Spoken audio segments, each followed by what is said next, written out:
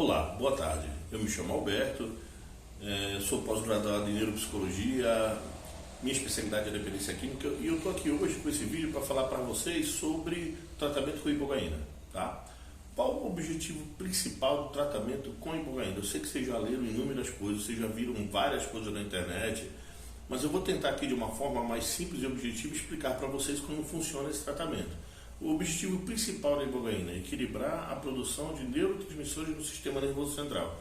É isso que ela faz. Ela equilibra a produção de dopamina, serotonina e acetilcolina, que são os neurotransmissores que, em grande maioria das vezes, são alterados pelo abuso de substâncias psicoativas, pelo abuso de drogas. Um usuário de cocaína, por exemplo, quando ele cheira, ele aumenta drasticamente, estratosfericamente a produção de dopamina. E vem junto o cloridato de cocaína. Então, na hora que isso acontece, o primeiro sintoma, ataque cardíaco, né? Nós já ouvimos relatos aqui do coração chegar a 180 batimentos cardíacos por minuto. Eu não sei como não infarta.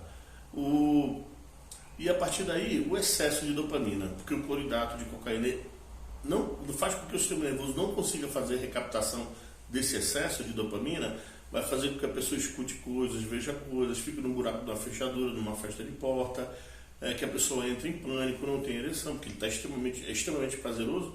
Nós estamos falando de uma substância que, em termos dopaminérgicos, é 8 vezes mais prazeroso que o ato sexual.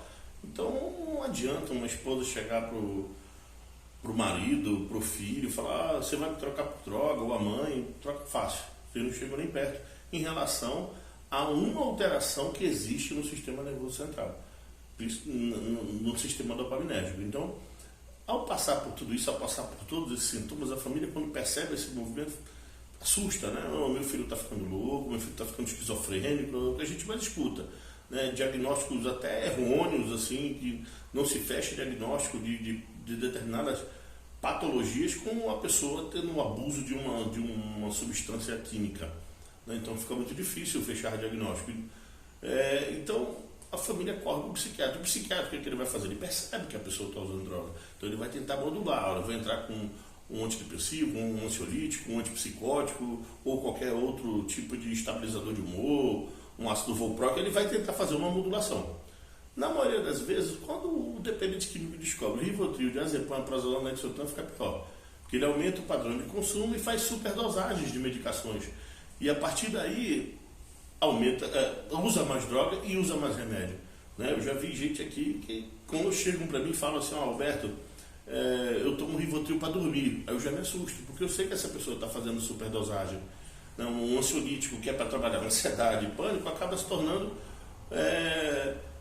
um paliativo para brigar com o uso da cocaína. A pessoa usa a cocaína, quando volta para casa, cansado, não consegue dormir, se enche de remédios, vai passar a noite inteira na cama de um lado para o outro e não vai conseguir dormir, né? Então ele precisa se dopar para poder tentar dar uma oportunidade para o sistema nervoso fazer a recaptação.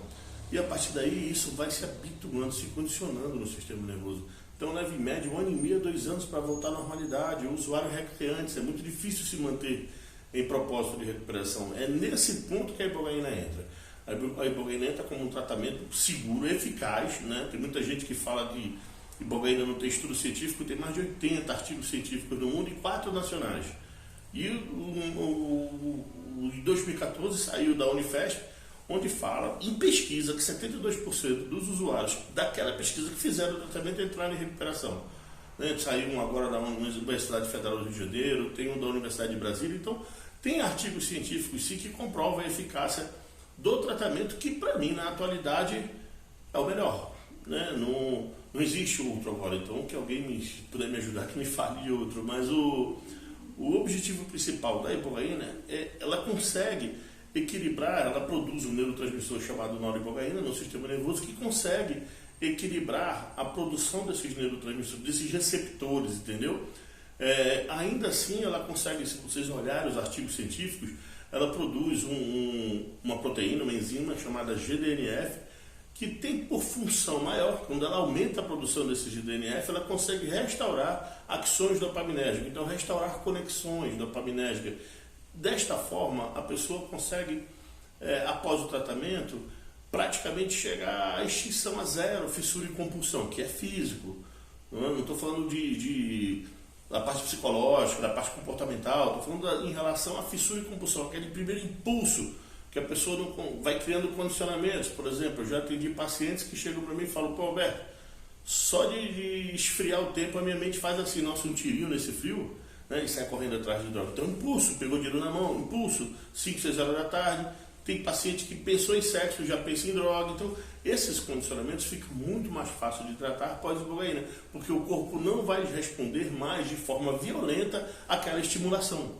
Então, o tratamento com ibogaína é feito em 5 dias, né, uma equipe completa, e que também, nesse momento, nesses 5 dias, traça um perfil para indicar para o paciente que tipo de terapia é a melhor para ele, que tipo de abordagem. Se ele não gostar de terapia, um treinamento, um leader training, um coaching, um PNL ou outra coisa, alimentação, o que a pessoa vai ter que fazer como pós-tratamento para voltar para a realidade, para voltar para a vida, né? Então, para mim esse é um dos pontos mais importantes, né? Eu já atendi paciente que você está lá, faz o tratamento, a pessoa passa pelo tratamento, sem fissura, sem compulsão, quando se depara com a realidade. Eu já ouvi paciente chegar para mim e falar: pô, Alberto, eu parei de usar droga para viver essa vida, né? Ele vai voltar para a vida, está sem trabalho, sem emprego, a mulher foi embora, sem estudo. Então também não é tarefa fácil para o dependente voltar para a vida.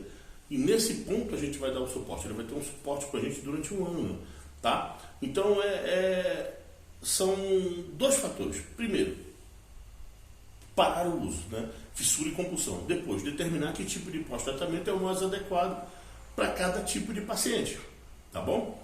Então, hoje eu falei um pouquinho aqui sobre o tratamento da ibogaína em relação ao sistema dopaminérgico, com relação à cocaína, drogas estimulantes, cocaína, crack, anfetamina, metanfetamina.